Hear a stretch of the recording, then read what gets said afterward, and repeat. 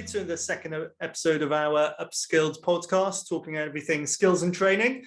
Today's topic is looking at the childcare sector and the importance of qualifications and training within that. And I'm delighted to say we've got one of our long-standing clients, Natasha Kirby from Boys and Girls, joining us. Afternoon, Natasha. Hi. Thank you very much for making the time. Always. What else would I be doing on this fine Thursday afternoon? Oh, absolutely. Nothing better to be doing on a Thursday, that is for sure. So it's always good at the beginning to understand our guests' kind of background and how they got to where they have today. So would you be kind enough to share a bit about yourself? And obviously we're talking about skills, so it'd be useful to understand how you found school and your aspirations leaving, and how you've come about to being a very successful entrepreneur and open up kind of nursery settings across North London and beyond. So my career in childcare started at the age of 15. I always wanted to look after children. It's something I've always wanted to do, and always enjoyed school. So I thought, put the two together and I can get a qualification doing something I love. I started working for a huge chain at the time called Leapfrog, who are now an even huger chain called Busy Bees. So when I first started working at Leapfrog, I was doing my level 3 at college, and Leapfrog was my first student placement, and I ended up staying there and carried on all the way through my level 3 and got my level 3 qualification whilst I was with them. Carried on working there until I got my management qualification and actually was a manager at Leapfrog. So in and out of being at Leapfrog, I always did lots of different studying, and then left Leapfrog to start Boys and Girls because Busy Bees took over, and I just didn't want to be part of such a big group anymore. I wanted to do something a bit more special and personalised and just me doing it, and have a bit more control in the decisions that I was making. So off I went and started Boys and Girls back in 2007. We're in our 15th year this year, which is really exciting. Absolutely. Congratulations. Yeah. That's quite a feat. Well done. It is, yeah. We've currently got 174 staff, nearly 600 families. So we've got lots of people enjoying the Boys and Girls love, which is good. Absolutely. No, big success story. Absolutely. And did you know, I guess you obviously knew you wanted to go into the childcare industry. Did you have an inkling at that stage that you wanted to have your own business? No. So I dipped in and out of working in the nursery and then being a nanny. So I did that for a couple of years, and then my husband and I got married and decided that we wanted to start a family, and I just wasn't enjoying being part of a big group, so decided that then was the time for us to set up on our own. Yeah. Little did I know that I'd be in the office late nights, early mornings, putting in a lot more time and effort I do now than I would have done if I was working still for part of a big chain. But you know, you reap the rewards as well where you can. Yeah, some might say it's far more rewarding when you know it's kind of, you've got control of your own fate at times. And 100%. So no, that's great. And you mentioned you went to college and you got your level 3 qualification, yep, and then also your management qualification. How did that look in terms of kind of time out? Was that going to college a day a week? Was it evenings? Yeah, so with my level 3 was a full-time course, and I did my placement at various different places. So I did a placement in a special care baby unit, I did a placement as a private nanny, in a school and in a private daycare, and that made up my kind of work hours for my level 3. And then when I did my management qualification, I did that I did a kind of, when Leapfrog offered me the job as manager, I did like an in-house, like 6 weeks management training where I went off to different nurseries and just shadowed the managers there. And then when we started Boys and Girls, I decided to do my foundation degree. And that was done as a part-time course. So I'd go on a Friday. It was run at Stanmore College, and it was run by Thames Valley University, but within Stanmore College. And I did a day at college and then the rest of the time at uni, and for the rest of the time at work, and did all of my assessments and everything at work, were work-based assessments. Then I did that up, and so I did my 2-year degree, and then I did my BA in exactly the same way. I did that on a Friday and then went back into the workplace Monday to Thursday and Saturday and Sunday. My word, you were busy. Yeah. Oh, fantastic. And obviously over the years, you've been a huge advocate of apprenticeships and offering your staff and kind of new members, as well as existing, the opportunity to upskill.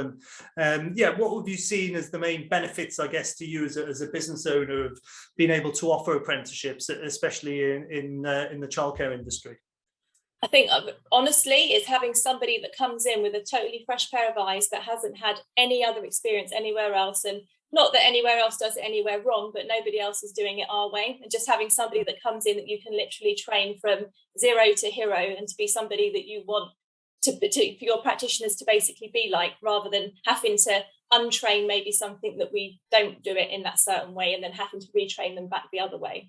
So just having a fresh person that you can mold and make a practitioner. Only this week, Guy, we're celebrating 10 years of Nikki. So Nikki started us as a student. I saw on LinkedIn actually, yeah. Started us as a student 10 years ago.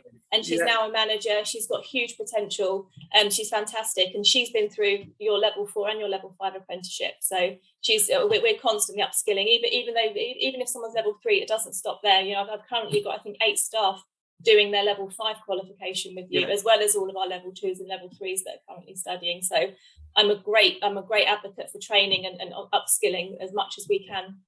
Oh, that's fantastic. And we'll have to make sure, if we're not already, that we're kind of supporting Nikki with a case study, because that is a great story of how somebody, like you said, comes into the industry and can really achieve further aspirations and career goals, some of which, like many of us, when we start a job, we don't necessarily know where we want to go at the end of it, but it shows the power of apprenticeships and kind of training when you work with such a committed employer as obviously you are. And in terms of those apprentices, how would you or your team typically get involved and provide further support to those individuals that are new to the industry?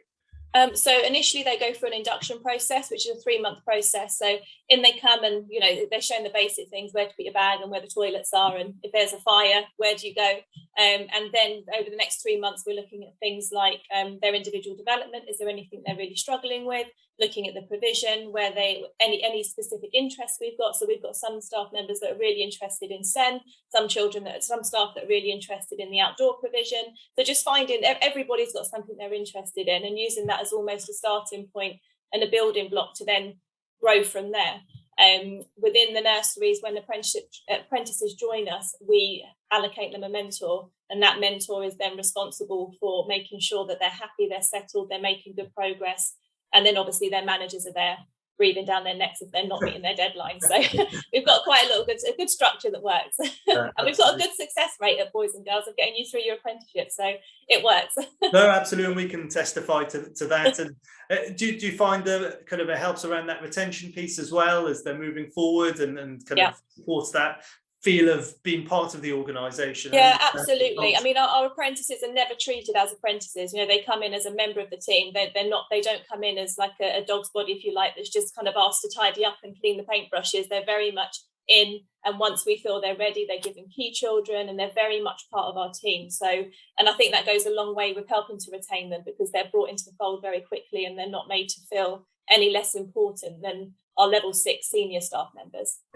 And I'd be interested to know, so obviously you went through your level 3 and obviously that's kind of evolved and changed over time as well, and you've got staff going through your level 2s and your level 3s as kind of apprentices now. Have you seen a big change in terms of kind of part of the curriculum or kind of the methodology in terms of how that training has been delivered over that time?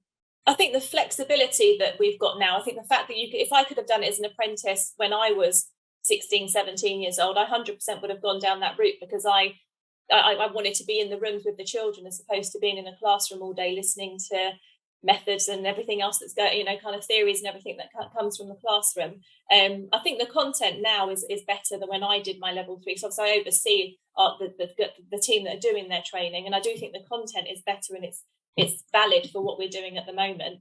But I definitely think the flexibility of learning through an apprenticeship is great in comparison to going to college for 35 hours a week.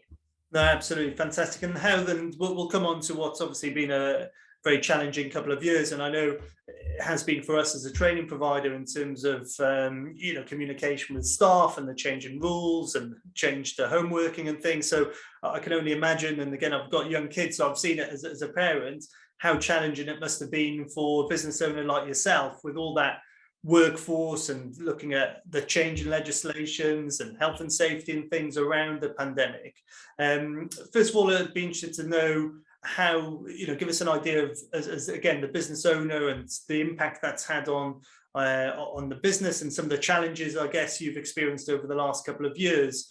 and also specifically for people going through their apprenticeships as well, and how you were able to support them, and how potentially we were, not put words into your mouth, were able to provide additional support, I guess, because it's been a really challenging space over the last couple of years. Yeah, I mean, it has been tough, and it's been obviously with children not returning back to nursery. So we, as a business owner, I decided to close for 2 months. So when Boris Johnson sat there and told us all to stay at home, that's what we did. We didn't remain open for key worker families. We literally closed the doors, and that's because I just couldn't rest easy knowing that we had this deadly virus going around, and we didn't know how deadly it was going to be. And I would never have forgiven myself if something would have happened to one of our children or one of my team members. So we closed the door for 2 months and reopened. So we closed at the end of March and reopened on the 1st of June. And we came back to about 45. And that must have been a really difficult decision to take. Oh, it was tough. In a very short space of time. Yeah, literally. I think the decision was a Tuesday, Wednesday, and we were shut the following day. So a memo went out, and it was difficult because obviously we did have key worker families that needed us, but I couldn't stay open, not knowing what was going on, and not knowing I could keep everybody safe. So we decided to close. We didn't know the furlough scheme was coming. We didn't know there was going to be any help or support for small businesses like ourselves. But fortunately, we were in a situation where we could close for 2 months. We paid our staff team in full. We didn't charge our families while we were closed. I can sit here now and I know that I did the right thing by everybody during that 2 months when we were closed. And we were still obviously had every intention of reopening the nurseries as soon as we could do so safely. And come the 1st of June, that's what we did after a risk assessment. And we reopened, and we came back to about 45% occupancy. So our nurseries are very successful, busy nurseries. We've got good reputations, great Ofsted reports. Yeah. Generally, we sit at around 85% occupancy across the year. And it was, to come back to 45% and still have all of your overheads to pay was really, really challenging. Yeah. But we managed it, and we're back to where we were now pre-pandemic, and the staff team are doing amazingly. And furlough was difficult because, especially for our apprentices, because you had that they would come in and they're in a routine of having that support, having that study time on a weekly basis, and being on furlough and not knowing when they were necessarily going to be brought back to work was really challenging, because they then couldn't plan their kind of working week and get their head around a new routine of having to be at home and fit study time into that at the same time. No, absolutely. And I know as a provider, first of all, when furlough came in, that the rules around it was kind of, can you not yeah. With individuals? And obviously you're kind of trying to communicate as well as you can, as quickly as you can with kind of individuals. And I know many of apprentices could have found the ability to still continue their training as a good thing to keep the mind focused and to certainly have that level of interaction. But as well as, the kind of within the early years apprenticeships especially, it's quite a hands-on apprenticeship in terms of those observations and assessments, and it's a different type of delivery model, it's a different type of training. And I think again, I think a lot of employers like yourself did an incredible job in making sure that individuals were communicated with and felt comfortable and safe, I guess, in terms of what that future held for them, to enable them to still have that motivation to continue in their training. And I'm sure that has held you in good stead in terms of when you did reopen, again, that staff buy-in and kind of that support that you've got from the team as you started to reopen after what was absolutely. And there was a lot, I was sending out lots of memos and lots of updates, and just like my husband and I took part in some funny TikTok videos, and we were sharing them on Instagram and on our we've got a private staff Facebook group, and just trying to keep the morale and the team spirit there, because I was also concerned that obviously we did come back without a full staff team because we had to keep some furloughed because we didn't have the children there to require them to be in. And I was concerned that we were going to lose them either off course, or they'd go off and find somewhere else to work. So it was a fine balance of trying to keep them engaged and keep them motivated, and also know that you have got job security. Keep going, keep training. There is a job for you at the end of this. It's just taking us a couple of weeks to get back up there again. No, absolutely. And I'd be interested to know in terms of that role of that early years practitioner and kind of the support team there, how has COVID impacted that in terms of, I guess, like you said, risk assessments, the support you're able to give in the kind of young children, Have you seen any changes at all, and kind of do you see that staying, or do you think things are? No, I mean, to be honest, I take a lot of the responsibility as far as the risk assessment goes, and obviously making sure that we're doing everything we can to stay safe. There was obviously an element initially when it was really tough trying to get things like PPE to keep the staff team safe when they're dealing with a child that's displaying symptoms, but we now seem to be over the worst of that, and we can get that kind of stuff quite easily. But no, I don't think there's any ongoing issues that COVID's going to present us as far as making sure our apprentices stay on programme and continue to make good progress.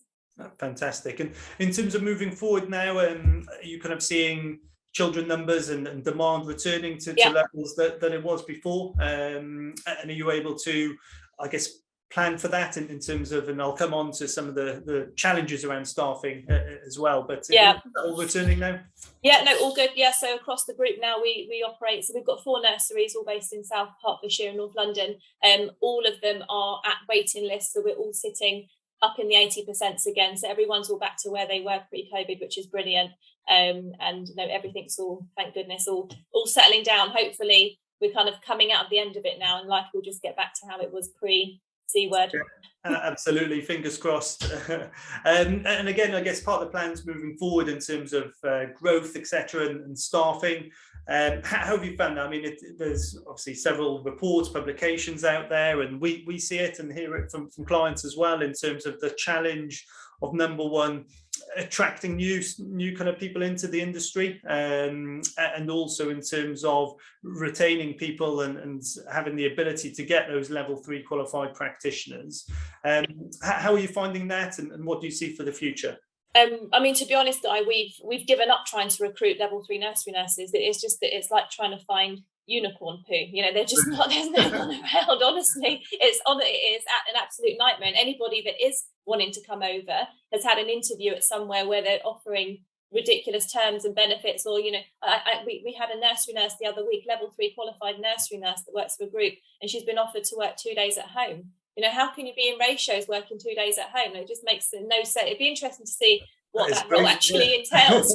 But I don't know I'm not quite sure what they're offering. Nursery, perhaps. Yeah, very random. But it's been tough. It's been really, really difficult. And to be honest, our short-term and long-term plan is just to keep reinvesting in our current staff team and keep upskilling our current staff team. We're currently meeting the requirements for the qualified to unqualified ratio. We've got lots of staff that are literally waiting for their maths results to come through, and then they will also be level 3 qualified. I think we've got 5 or 6 at the moment. But our plan is just to keep using the apprenticeship route to keep on bringing staff through the qualifications, because it's the only way at the moment I can see a way out of this. No, and I think some of that goes to me down to policy as well. And it'd be interesting to take your view around policy in terms of kind of funding, but also when I look at, for example, the salaries and the rates that kind of nursery practitioners are able to get, and that's largely dictated obviously by rates that the kind of set local authority rates, etc. And you compare that to where you see people like Amazon now offering £3,000 golden kind of entry payments for people to come, and offering £12-13 an hour for kind of, and again, nothing to take away from those roles at all, but it must make it very challenging to compete with those types of organisations, to bring new talent into the industry.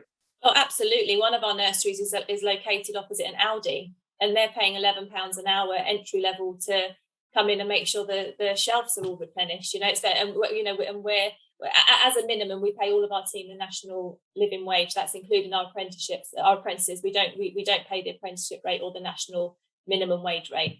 So we're proud that we do that, and it's obviously a great selling point for our new apprentices that are coming on board with us. But if you're a 19-year-old and you can go and get £11 at Aldi, which is, not saying it's not a difficult job, I'm sure it's got its challenges, or you're £9.50 coming to work as an apprenticeship where you're in the deep of it all day long, it's a difficult one to try and get over this side of the fence.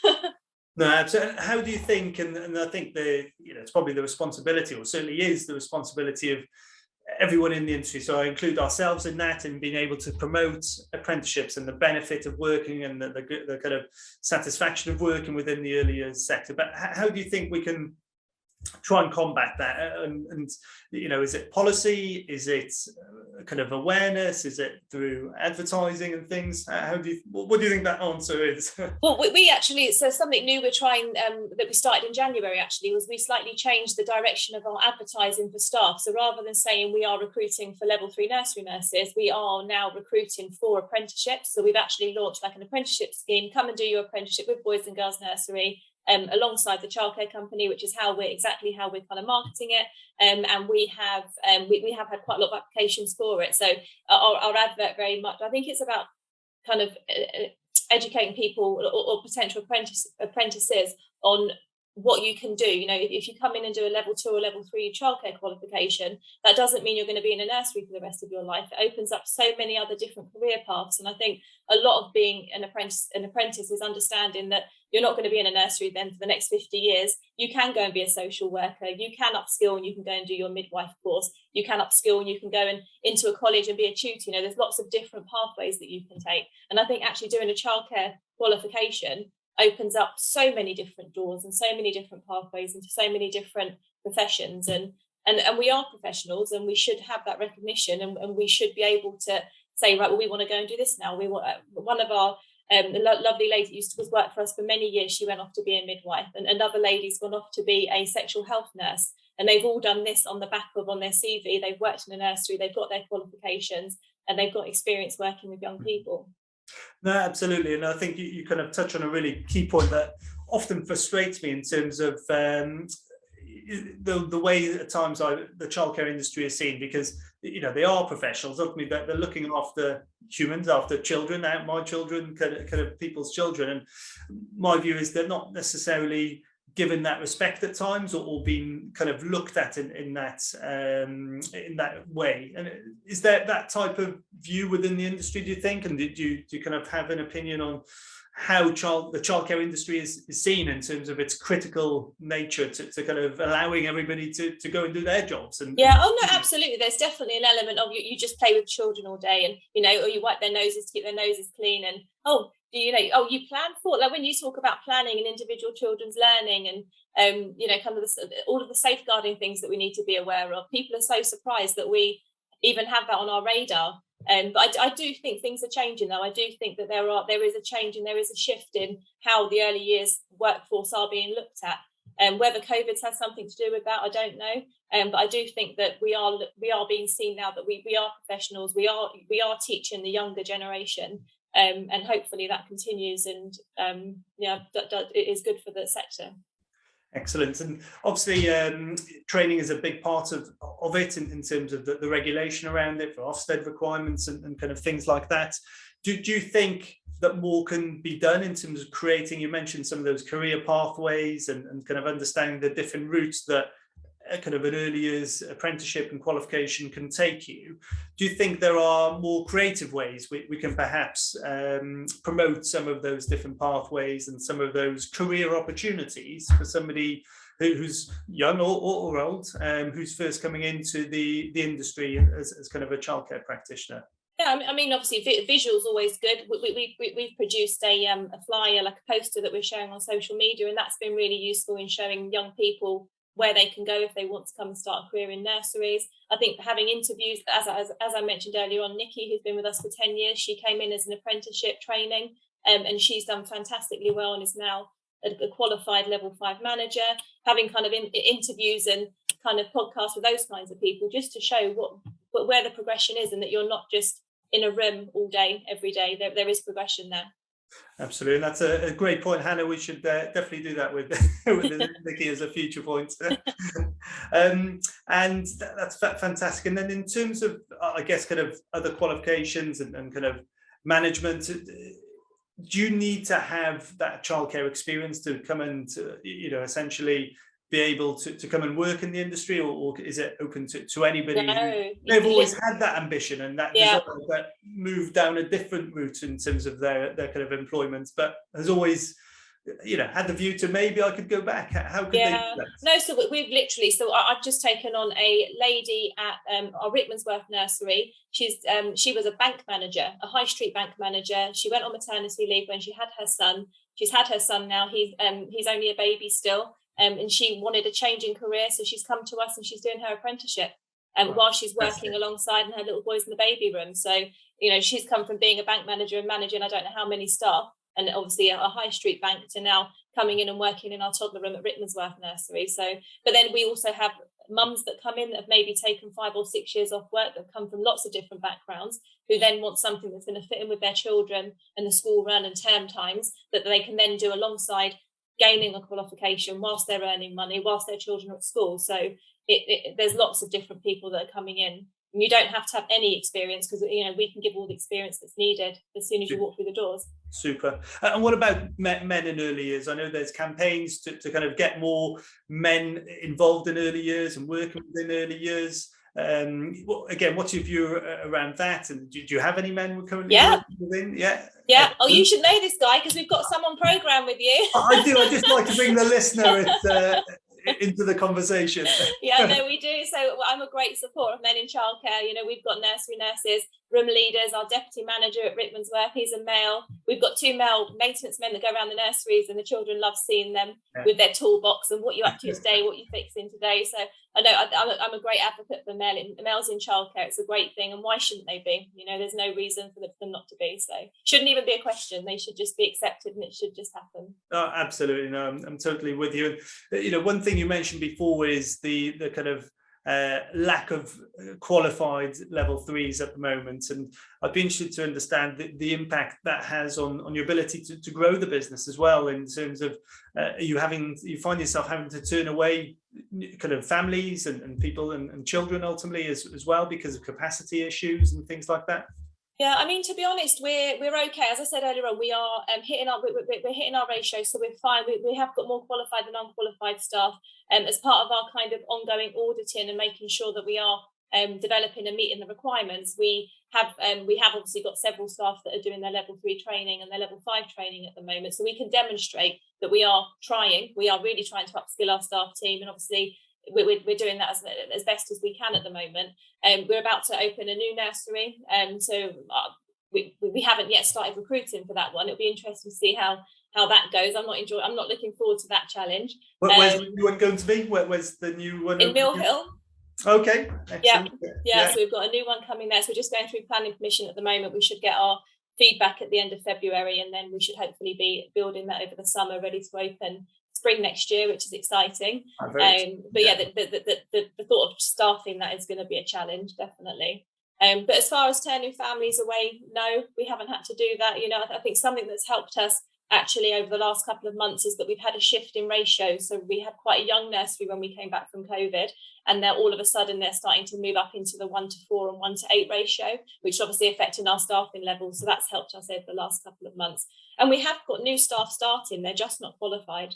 Yeah, absolutely. No, that's and it just takes that time, doesn't it, in terms of that kind of qualification or that process. But once you're there, the opportunities certainly kind of open up, like you said, in terms of the different directions, as well as there is that clear pathway for people coming into the industry, and the ability to have that element of security, have that element of obviously having that qualification. It's really something to aspire to, I think. Yeah, super. And then in terms of, I guess, policy and government policy, and obviously there's often conversation and discussion around rates and around the availability of funding, which dictates also the availability of kind of looking at things like salary and which in turn obviously impact recruitment and things like that. Do you think government, I guess, is doing enough to support the industry, and has done enough certainly over the last couple of years to support the industry? Yeah, I think any nursery provider that you speak to will say that obviously the funding rates that we receive don't go far enough to meet the provision and the quality of care that we're delivering to the next generation. Our funding rates are pretty terrible in the 2 areas that we operate, but they're not the worst in the country. But they're definitely nowhere near where they should be and where they need to be. We're fortunate that we are predominantly private daycare, so we do have lots of full-time children. But then you find yourself up in the fees of your private families to cover the fees that you're losing out on your funded places. But you don't want to not offer a place to a funded family, because you know that child is going to do very well in care. So we're in a very difficult situation. But it is what it is. I don't think government funding is ever going to be what it needs to be, because there's just not enough money for anything, is there? No, absolutely. No, that's very true.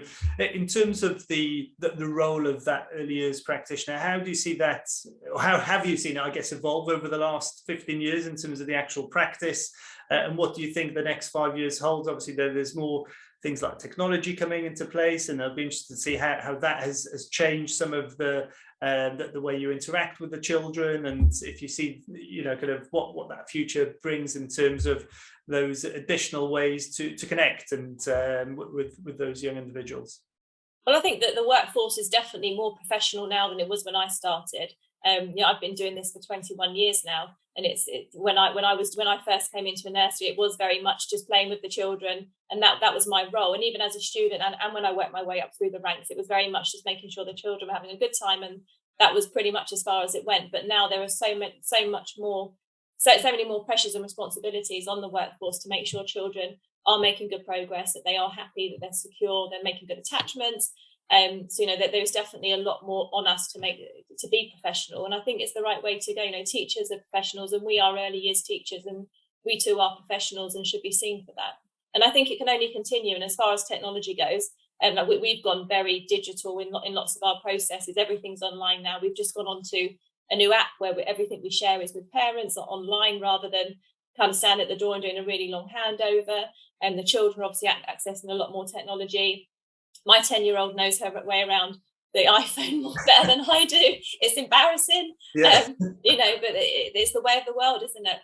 Yeah, absolutely. And I guess you see training and qualifications obviously has been a key part of that, in terms of making sure that it kind of stays professional, and also that there's a way of determining, I guess, that level of professionalism, as much for the individual in terms of the qualifications that they hold moving forward, as well as for somebody like yourself in terms of when you've got all the staff to look after and ultimately are responsible for that, knowing that they have those professional qualifications and that knowledge to lean back on when they need it. Yeah, no, absolutely. I think one of the policies that I probably review the most is our communication, internet, email policy, because and our use of technology, because it is constantly changing and constantly evolving, and trying to keep on top of everything is a full-time job in itself.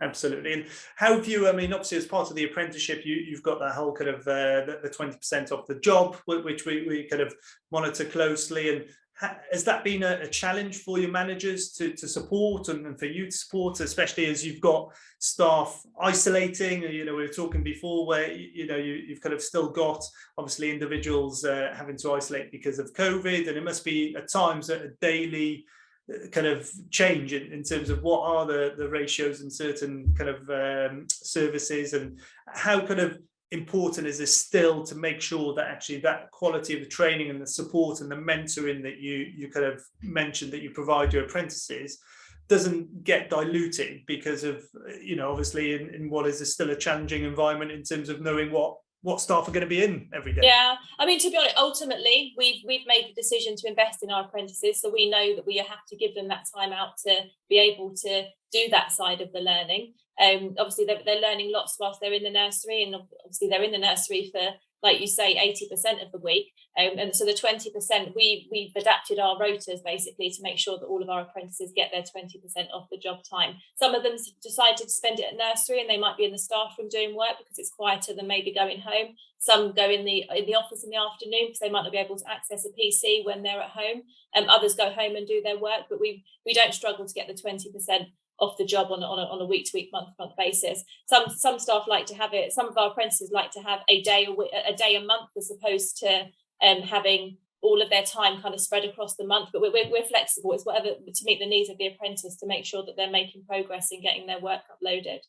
That's superb. And is that big factor, again, going back to your recruitment, in terms of setting out what those opportunities to individuals? And you mentioned that there is, in many industries, a fight for talent out there at the moment, and we're all, we see it in our industry, and for us the conversation internally is always, how can we make ourselves that employer of choice? How can we support and promote that career journey for somebody if they were to join us as an organisation? Because it's not always about what's that salary going to be, or kind of what is that benefit going to be? Do you see that as a fundamental, is that a fundamental part of, I guess, your recruitment strategy in terms of whether it's a direct apprentice hire or somebody that's kind of coming in as, you mentioned that they're not necessarily as much now as a qualified, in terms of identifying what those future training routes are and kind of those future opportunities are?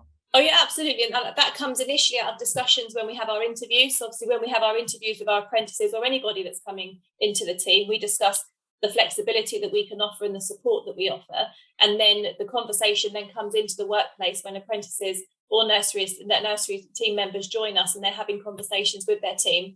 And the team can be talking about what they do and how they do it, and the flexibility that's on offer. So it definitely runs through the company that the flexibility is there. And that's whether you're training or whether you're a parent that needs slightly more flexible hours, or you've got another commitment on a Thursday afternoon, so you need a Thursday afternoon off. You know, we are very flexible, because ultimately we can't do what we do without our team.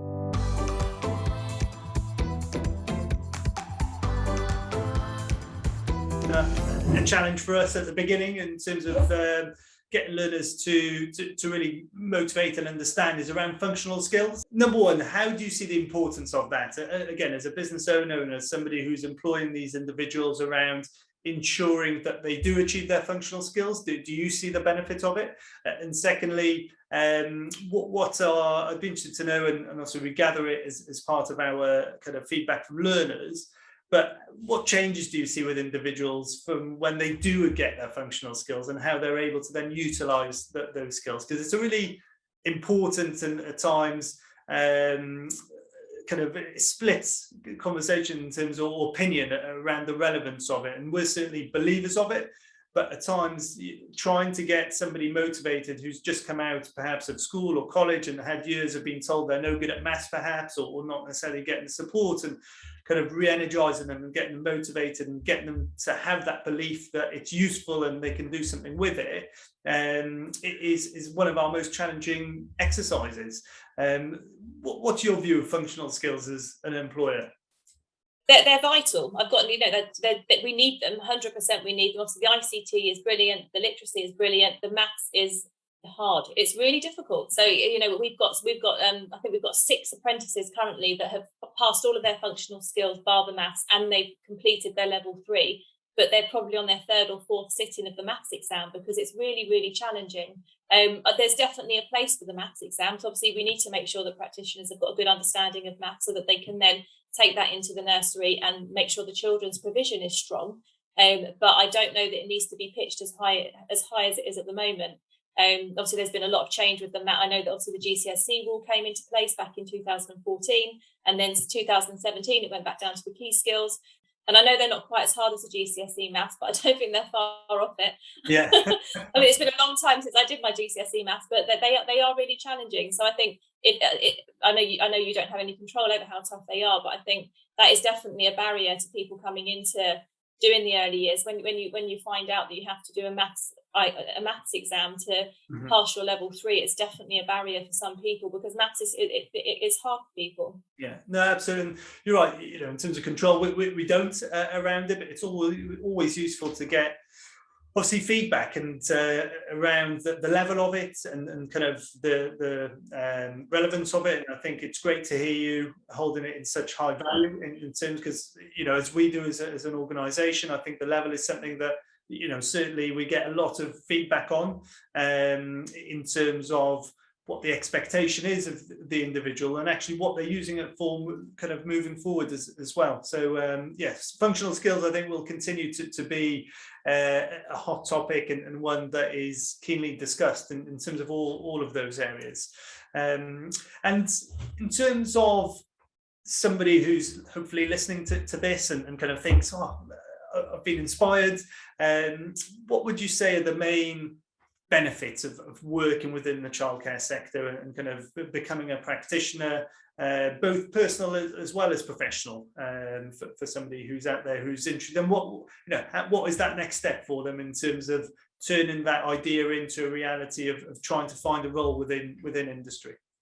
I think it's just knowing you've made a positive difference. You know, every day we come into nursery, and every day, whether or not that child needs a hug because maybe they've had a bad night's sleep, or, you know, they've been told off on the way to nursery for something they don't remember doing, or they, you know, you've helped them to tie their shoelaces, or they've learnt to put their coat on in the weird and wonderful way that we teach them how to put their coats on. It's every day is so rewarding, and every day is so different. No 2 days are the same when you work at a nursery. And especially with a group like ours, there is so much room for development, but both professionally and personally. We are expanding, you know, so that lots of opportunities come up, and we're constantly looking at our structure and where our seniors sit, and whether or not we take on like a new seniors. We introduced a role called third in charge, because we had some brilliant room leaders that we didn't have any more senior roles for. So we created one just so we could step somebody up to not lose them. So there's so many opportunities and possibilities within the sector and the industry. Superb. And in terms of kind of that expansion, how does that look for you as a business over the next few years? What do you hope to be doing?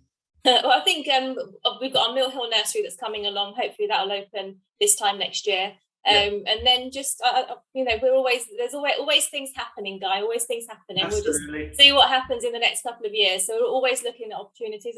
What we do really well, and I'm really proud of it. And for as long as I love doing it, we'll continue doing it. Excellent. And it sounds like a key part of that will be investing more in bringing people through apprenticeships, as well as investing in your existing workforce as well, through things like management apprenticeships as well. Yeah, if you keep offering the courses, we'll keep signing them up. We will hope to be doing more. So I'm sure we will hopefully be able to continue our long-standing relationship. That is for sure. And in terms of I think I know the answer to this, but a conversation or kind of question I'll ask it is, if you were to go back to kind of those early years coming out of school, and apprenticeship was that route you were to take, what apprenticeship would you take, knowing what you do now? I would have gone exactly the same way as I did. I would have 100%. And I enjoyed my time at college when I did my full-time course, and I enjoyed the part-time flexibility of doing my degree, but I wouldn't have changed. I did the old BTEC, which was fantastic. It was a great course. It taught me lots, and it was very hands-on and very informative. So I would have done exactly the same thing and just carried on on my pathway. So I'm very happy. Superb. That's what I like to hear. But Natasha, it's been absolute pleasure talking to you. And you know, I've got to say that certainly as an apprenticeship provider, it makes it so much easier for us when we work with organisations like yourself that really buy into the concept of supporting apprenticeships and really advocating apprenticeships and seeing it as a route to bring new talent into your organisation, as well as upskill existing talent. But more so than that, really support it, not just from kind of the top in yourself, but I know as you do across all of your managers, and it's part of your kind of culture and ethos as a business, and it makes it so much more valuable for especially young individuals who kind of maybe coming into the industry not knowing fully what to expect, in terms of making them feel supported, comfortable, and allowing them to excel in what they do. So I would just want to say thank you from us to you for doing that, and obviously for successfully getting through what's been a challenging couple of years for the industry as well. So it's been great to get a bit of an insight into your history and kind of your aspirations as a business as well as understanding a bit more about your views for training and apprenticeships within the childcare sector. So thank you for your time. Thank you very much.